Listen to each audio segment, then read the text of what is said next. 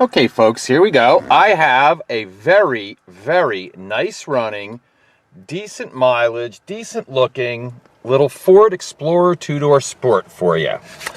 This is a 1999 model year. I'll start her up for you. All right, there you go. And if you'll notice, the engine is ice cold right now. I just started it. It has, as you can see, 160,857 miles. And yes, I think that's right. I think we have put like 439 miles on this truck. Obviously, every time it snowed this year, and since I've had this, we've driven it. Okay, it's got a nice little level of equipment. So we got your right window. Oops, sorry, wrong button. Right power window, down and up, as you can see. And of course, driver's window, up and down. It's only got the two. I can't believe I'm fumbling around for it. Of course, power door locks, which typical Ford, I don't think they all work properly. All right, left mirror, power mirror, works good. Right power mirror, works good. And a bonus on this, which I don't get very often, is a power sunroof. Doesn't sound like it's working. Oh, it opens, I see. Yeah, see, it opens, but it doesn't slide. And it looks like there might be some tape or something on there, so who knows.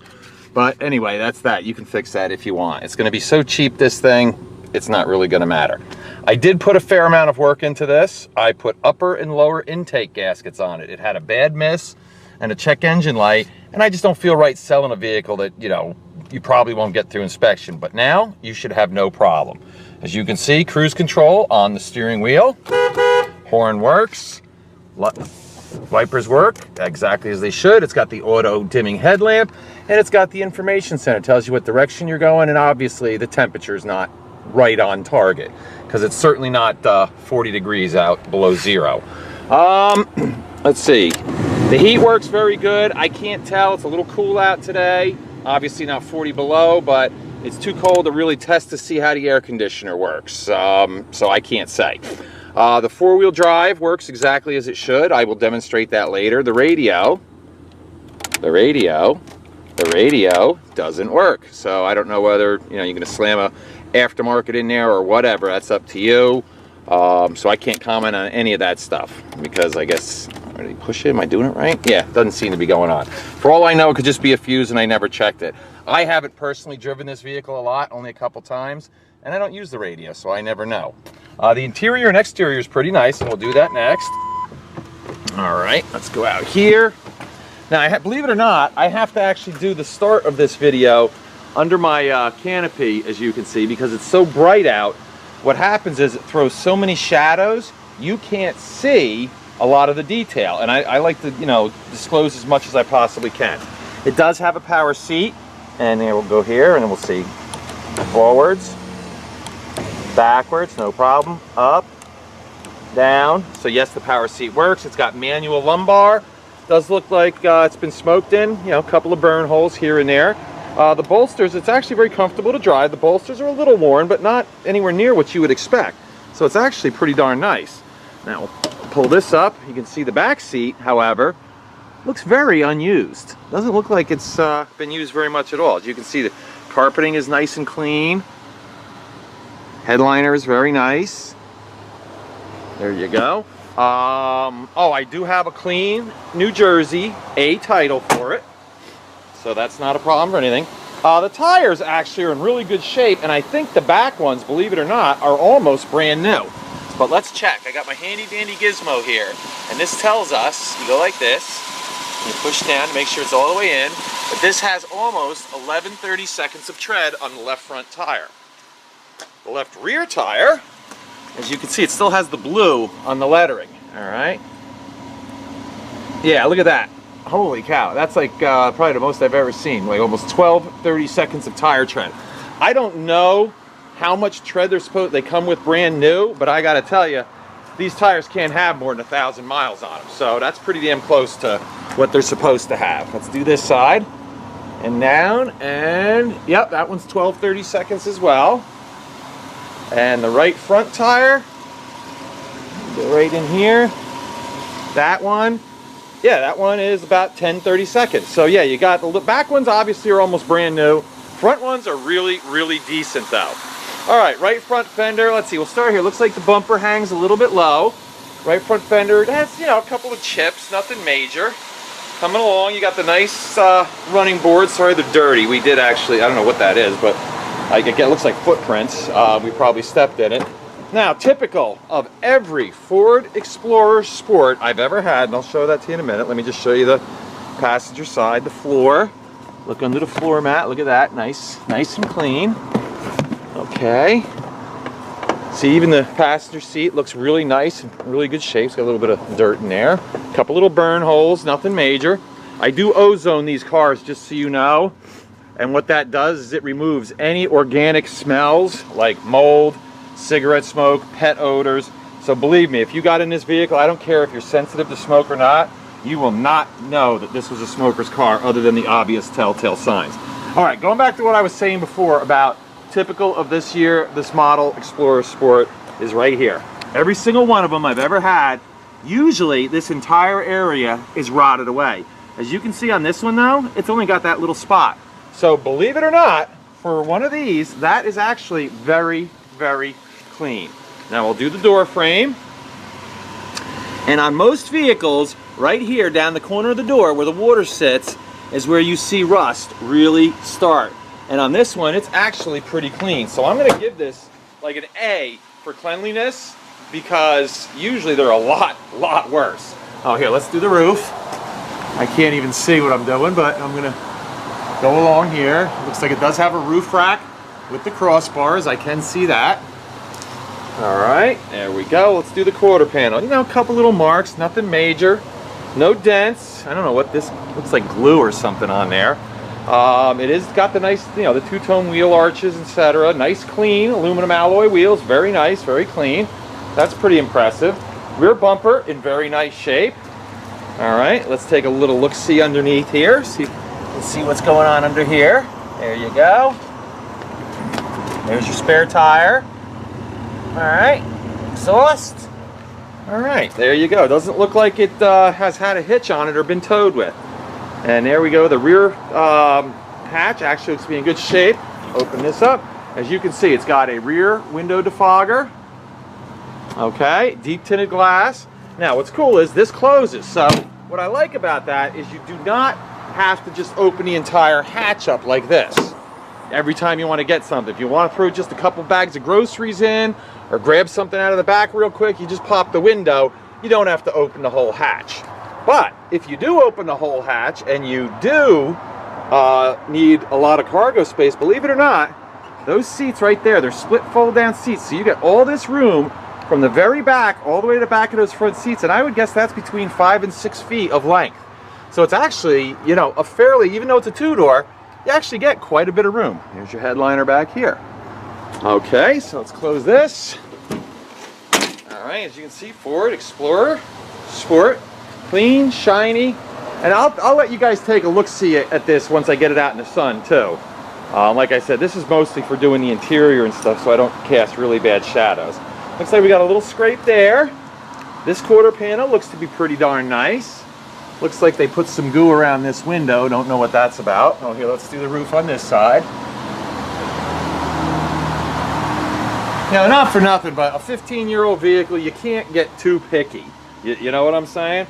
Looks like you got a little touched up spot there, a little scrape there, and going down low. But this is what really impresses me about this vehicle. Usually, this area is all rotted out, and this one is not. I mean, here, check this out.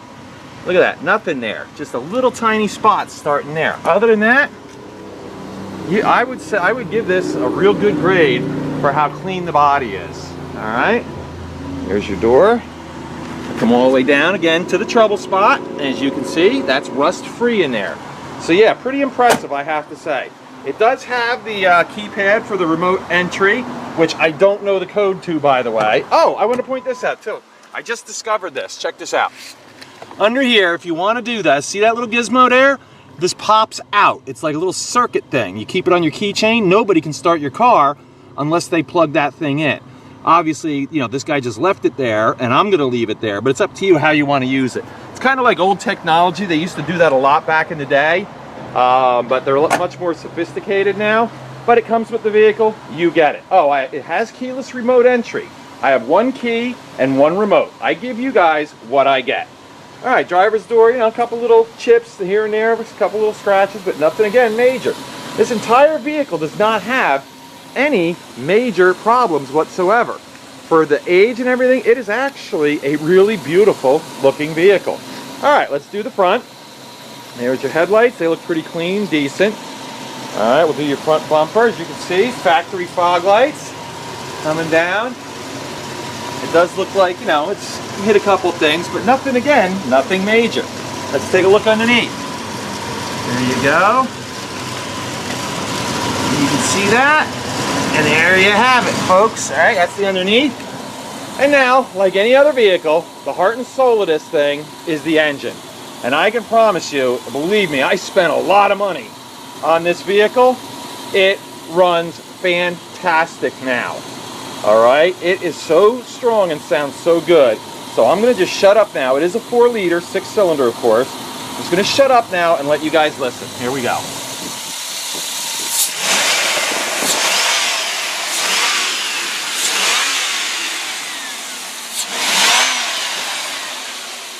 I know, that is impressive. There is no high rev knock. It's not blowing any smoke out of the back. As you can see, it is not, there's no valve train noise, no tapping, no nothing. This is a nice running vehicle. And you'll see that when we go out on the test drive. Here, but see those things, that piston there and that piston there, they're shot. You're gonna have to get your own broomstick though. I'm not giving you mine because I need it on a lot of cars. Or you can just buy those pistons. They're like $10 or $12 a piece and you can replace them. That's what you should do. Anyway, that's this part. All right, we'll close that up.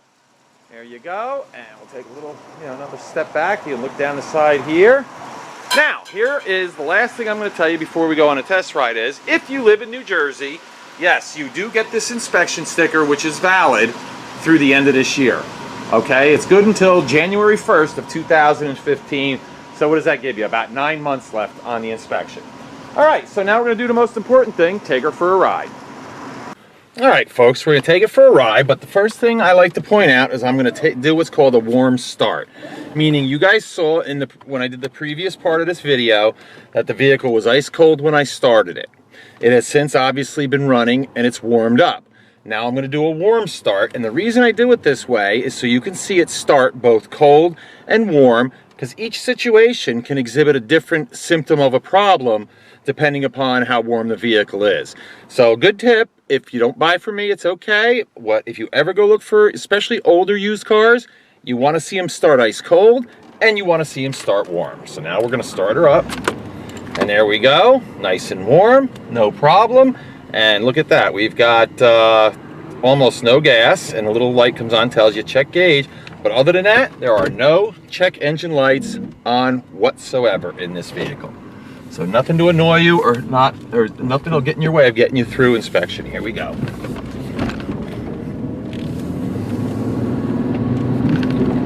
If you're living in a state where they still do like a safety inspection, I think this thing would probably pass with flying colors too. Like I said, with the new tires, the steering feels nice and tight. You know, there's no issues that way, so you don't have to worry about that. 4-speed automatic transmission, and as you can see, it goes right through the gears, nice and smooth. There we go, hands off the wheels. You can see we are tracking dead straight down the road. Look at this, still no hands. Ooh, I think there's a cop behind me. Anyway, deep tinted glass, which is nice. People can't really see what you're doing up here. Yeah, so it goes down the road straight, so I don't think there's any front end problems. I will test the brakes on our return trip and show you how they work, and then I'll exhibit how the 4-wheel drive works. Do a little turnaround. One thing that's cool about these Explorer Sports, even though they are 4-wheel drive, for an SUV, they have a very good turning radius. Like, I almost always have to turn around, especially if it was like a 4-door Explorer or, you know, an Expedition or something of that size. I almost always have to like do like a K-turn here to get turned around. But in this little baby, no problem. Now, just so you know what the actual 4-wheel drive setup on this is. It's automatic 4-wheel drive, meaning you throw it, you just get in the car and you drive. It's a no-brainer. The computer does all the thinking. It senses which wheel is slipping and puts the power to that wheel. Or if it's really snowing out and you want the confidence of 4x4, you throw it into 4-wheel drive. You don't do that on a dry road ever. And then of course, if you get mired really deep in the snow or in the mud or whatever, you have your 4x4 low. I really don't know anyone who has ever actually used 4x4 low for almost any reason. Yeah, it's almost never used, but it's there if you want it. All right, I'm gonna pull to the right here. There's a little empty lot across from my place. I'm gonna find a little patch of gravel, slam on the brakes, let go of the steering wheel. So you guys keep your eyes on the top of the steering wheel so you can see what happens. And ready, pull in here, hands off, and okay. You probably could not hear it on the video, but I felt it and I could see it. In fact, you can probably see the wheel did a little of this. This vehicle does have anti-lock brakes, which I think is a great feature. Now, here's what else is cool. It's spring, well, almost, but we've had a horrific winter. And what I just drove onto here is an ice field. As you can see, we're getting through it, but we're probably sitting on about 6-8 inches of ice and snow right now. Very slippery. I would never bring a rear-wheel drive or a front-wheel drive vehicle here because the rest of this videotape would just be a joke of me trying to get unstuck. All right, so now here what I'm gonna do, put it in neutral. Now what I'd like you to do is hopefully you can see out the window and see that we're on ice. I'm not sure exactly what you can see in there. I think you can see it. I'm gonna put it in drive and then I'm gonna step on the gas and you'll see we'll accelerate, you know, through the ice and snow. See, no problem. But I can feel, you can actually feel the all-wheel drive working as it shifts us from side to side. Now, where I'm going to demonstrate 4x4 high. I put it in high, the little light comes on, it says 4-wheel drive high in the dashboard, and it does pull better through the deep snow. Why? Because right now, it's got all the wheels going. It's not caring about what wheel has traction, what wheel doesn't. It's just pulling you through the snow. And now, I put it in neutral.